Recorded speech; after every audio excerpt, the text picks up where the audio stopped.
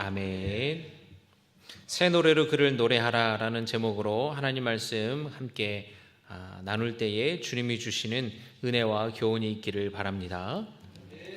여러분, 시편은 모두 150편인데요 이 시편 150편을 5권의 책으로 나누어져 있습니다.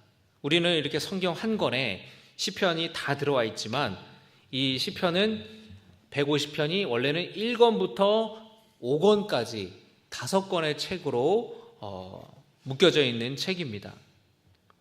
1권은 시편 1편에서 41편인데요 오늘 시편 33편을 보면은 이 시편을 보면 다 제목이 있어요. 표제라 그래서 제목들이 다 있는데 33편에는 제목이 있습니까? 없습니까? 제목이 없어요. 그래서 1편에서 41편까지 첫 번째 1권에서 제목이 없는 몇 안 되는 시편 중에 하나입니다. 그래서 이 시편은 누가 썼는지 알려져 있지 않아요. 그런데 이 시편의 배경을 보면은 이방 나라의 침략을 대항하여서 극적인 승리를 거둔 후에 쓰인 것으로 알려져 있습니다. 오늘 시편의 이 시인은 여호와를 즐거워하라, 하나님을 찬양하라 라고 말씀합니다. 1절의 말씀에 너희 의인들아 여호와를 즐거워하라, 찬송은 정직한 자들이 마땅히 할 바로다. 그러면서 2절에 수금으로 여호와께 감사하고 10줄 비파로 찬송할지어다 라고 말씀합니다. 악기들을 가지고 하나님을 찬양하고 하나님 그 아름다운 소리로 하나님을 높여라 라고 말씀하고 있어요. 또 3절의 말씀 우리 같이 읽겠습니다. 33편 3절입니다. 시작. 새 노래로 그를 노래하며 즐거운 소리로 아름답게 연주할지어다. 아멘. 여러분, 여기서 말하는 새 노래는 옛날 노래가 아니라 새로 작곡한 노래, 그것을 말하는 게 아니에요. 여기서 새 노래는 하나님을 알고 난 후에, 하나님을 알게 된 후에 하나님을 높여드리는 노래를 의미하는 것이에요. 주님을 알기 전에는 우리가 부르던 노래는 그냥 인간적인 감정을 건드리는 노래, 그냥 기뻐하는 노래, 슬픈 노래, 사람들 사이에 사랑의 고백, 이런 노래였다면 그 노래들은 이제 옛 노래고, 새 노래는 주님을 믿고 주님을 경외하게 되면서 하나님이 행하신 일들에 감사하면서 하나님을 찬양하고 하나님을 높여드리는 노래, 바로 그 노래가 새 노래라는 것이에요. 그래서 새 노래는 최근에 지어진 노래가 아니라 내가 예수님을 알고 난 후에 부르는 노래가 바로 새 노래입니다. 여러분, 어떤 노래 좋아하시나요? 제가 가끔 신방을 가면은 좋아하는 찬송이 뭐예요? 찬송가 중에 좋아하는 찬양이 뭐인가요? 이렇게 물어볼 때가 있어요. 그러면은 저는 405장이 좋아요. 저는 몇 장이 좋아요. 그렇게 이야기를 하실 때가 있습니다. 그러면 왜 그 찬양을 좋아하시게 됐나요? 라고 하면은 사연이 다 있어요. 제가 이 찬양을 왜 좋아했냐면요, 제가 그때 참 힘들고 어려울 때에 이 찬양을 부를 때 정말 마음이 은혜가 되더라고요. 각자 자기 사연이 있더라고요. 주님을 만나기 전에는 그 찬양이 그렇게 은혜로운지 몰랐던 거예요. 주님을 알기 전에는 그 찬양을 잘 몰랐어요. 내가 듣는 노래는 그냥 대중가요였고, 그냥 나훈아 노래였고, 남진 노래였고, 그냥 사람들이 부르던 흥얼거리는 노래였는데, 이제 내가 주님을 알고 난 후에 주님의 은혜를 내가 받은 존재라는 것을 깨달은 다음에는 내가 부르던 노래가 달라지는 겁니다. 새 노래는 바로 주님을 알게 된 후에 부르는 노래가 바로 새 노래예요. 이 시인은 새 노래로 하나님을 찬양하라, 즐거운 소리로 아름답게 연주할지어다 라고 시인은 말씀하고 있습니다. 그래서 여러분, 우리가 악기로 찬양하고 성가대로 찬양하고 그런 모든 것들이 나를 자랑하고 내 연주 실력을 뽐내는 것이 아니라 이 악기를 통해서 하나님을 높여드리고 이 연주를 통해서 아름다운 소리로 하나님을 찬양하는 것임을 여러분이 기억하시기를 바랍니다. 시편 33편의 시인은 우리가 그 하나님을 찬양하는 이유에 대해서 이렇게 말씀합니다. 4절의 말씀인데요, 같이 읽겠습니다. 시작. 여호와의 말씀은 정직하며 그가 행하시는 일은 다 진실하시도다. 아멘. 우리가 하나님을 찬양하는 이유는 하나님의 말씀이 정직하기 때문이에요. 이 정직하다라는 말은 거짓이 없다, 진실되다라는 뜻입니다. 하나님의 말씀은 항상 옳고 항상 진실된 말씀입니다. 하나님이 행하신 일들도 다 진실하시기 때문에 하나님을 우리는 찬양하는 것이다 라는 거예요. 5절의 말씀도 그는 공의와 정의를 사랑하시며 세상에는 여호와의 인자하심이 충만하도다. 공의와 정의를 사랑하시는 분이 하나님이십니다. 이것이 하나님을 찬양할 이유라는 거예요. 또 시인은 하나님의 인자하심을 들어서 찬양할 이유에 대해서 말합니다. 인자하심. 여러분이 히브리어로 하나님의 인자하심을 헤세드라고 이야기를 합니다. 뭐라고요? 헤세드. 은혜라는 뜻이기도 하고 자비라는 뜻이기도 하고 사랑이라는 뜻이기도 해요. 인자하심이라는 말로 성경은 번역하고 있습니다. 그 인자하심이 온 세상에 충만하다라는 것입니다. 여러분, 요한복음에 하나님이 세상을 이처럼 사랑하사라고 말씀하죠. 하나님이 이 세상을 사랑해서 독생자 아들 예수 그리스도를 이 땅에 보내셨다라는 겁니다. 이 세상이라는 것은 우리 모든 피조물들을 말씀하시는 거예요. 예수 믿지 않는 사람들도 하나님은 사랑하십니다. 여러분, 부모가 자식들을 다 사랑하잖아요. 그런데 자식들 중에서는 부모에게 기쁨이 되는 자식도 있지만 부모에게 아픔을 주는 자식도 있지 않습니까? 마찬가지예요. 하나님은 하나님이 창조하신 모든 세상을, 모든 인간들을 다 사랑하세요. 그러나 하나님을 믿고 예수님을 통하여서 주님께로 돌아와서 하나님을 기쁘시게 하는 자녀들도 있지만 여전히 하나님을 떠나서 마치 부모님에게 반항하고 가출하고 부모님에게 슬픔을 주는 자식들처럼 하나님을 사랑하시지만 하나님께 슬픔을 주고 아픔을 주는 자녀들도 있다라는 것이죠. 뿐만 아니라 하나님이 만드신 이 세상은 우리 인간들만을 포함하는 것이 아니라 온 우주, 이 지구를 다 의미하는 것이에요. 그동안 사람들은 그 하나님의 사랑이 인간에게만 해당되는 줄 알았어요. 하나님께서 창세기에 생육하고 번성하며 땅을 정복하라 라고 말씀하셨을 때에 인간을 위해서 얼마든지 자연을 파괴해도 된다는 식으로 이해해 왔습니다. 그래서 사람들은 지금까지 살아오면서 산을 없애고 인간적으로 힘으로 자연을 파괴하면서 살아왔지 않습니까? 그런데 그 결과가 오늘날에 어때요? 기후변화로 찾아오지 않습니까?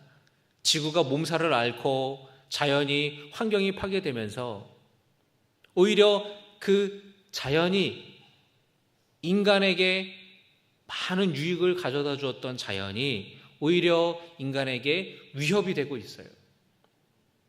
여러분, 후쿠시마 그 원전 폭발 사고가 나면서 그 원전의 그 뜨거운 이 핵 연료가 열이 막 계속 올라오니까 물을 갖다가 붓는 거 아니에요? 온도를 낮추려고. 그러다 보니까 그 방사능에 오염된 물들이 점점 많아지는 것인데 그걸 다 바다로 한두 끝도 없이 쌓아둘 수 없으니까 바다로 이제 내보내는 것인데 결국에 인간의 이 원자력 발전이라는 아주 쉽게 전기를 얻을 수 있다라는 그 생각으로 만든 원자력 발전소가 하나가 폭발됐을 때는 많은 그 지역의 사람들이 다 그 지역에 살 수 없게 되고 환경이 파괴되고 바다가 오염되는 인간의 위협이 찾아오게 되는 것을 우리는 보게 되죠.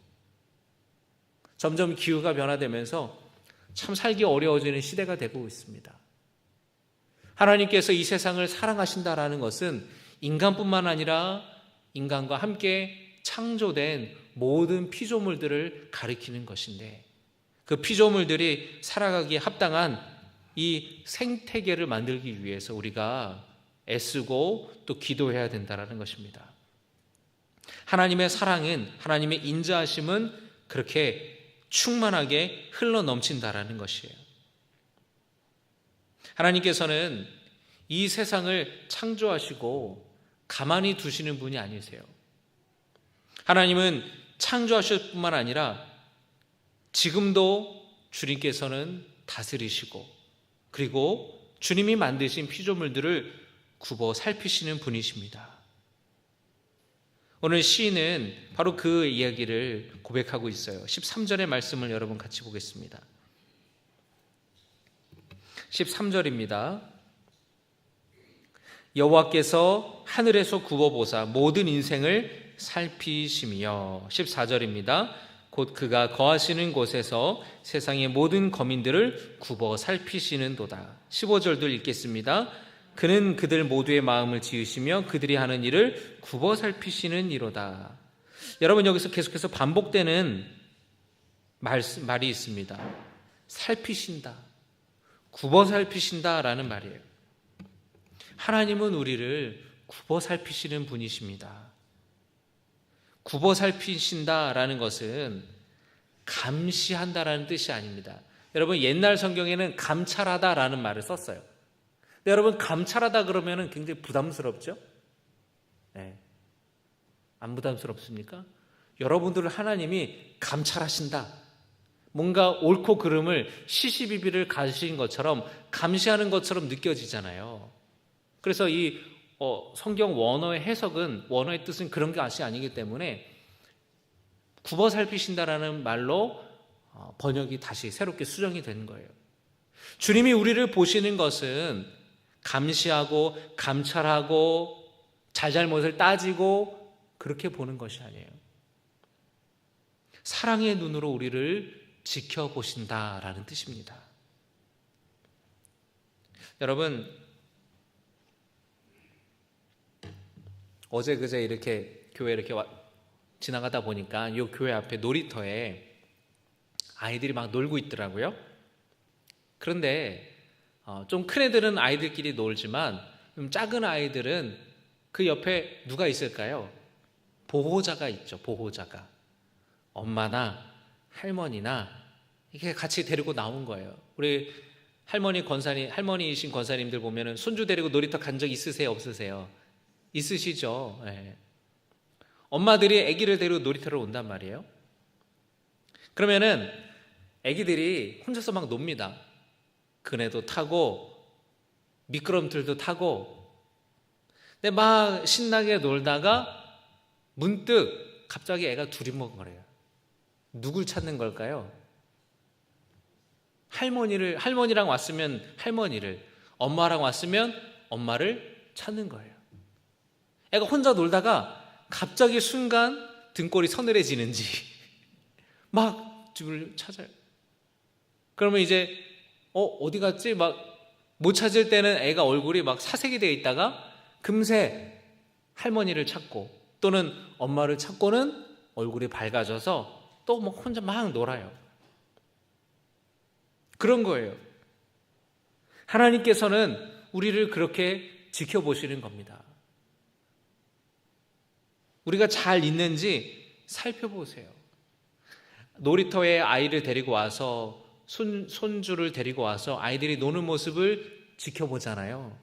그래서 애가 혹시라도 미끄럼틀에서 굴러떨어지면은 가가지고 괜찮냐고 이야기를 하기도 하고, 애를 계속해서 살펴보지 않습니까?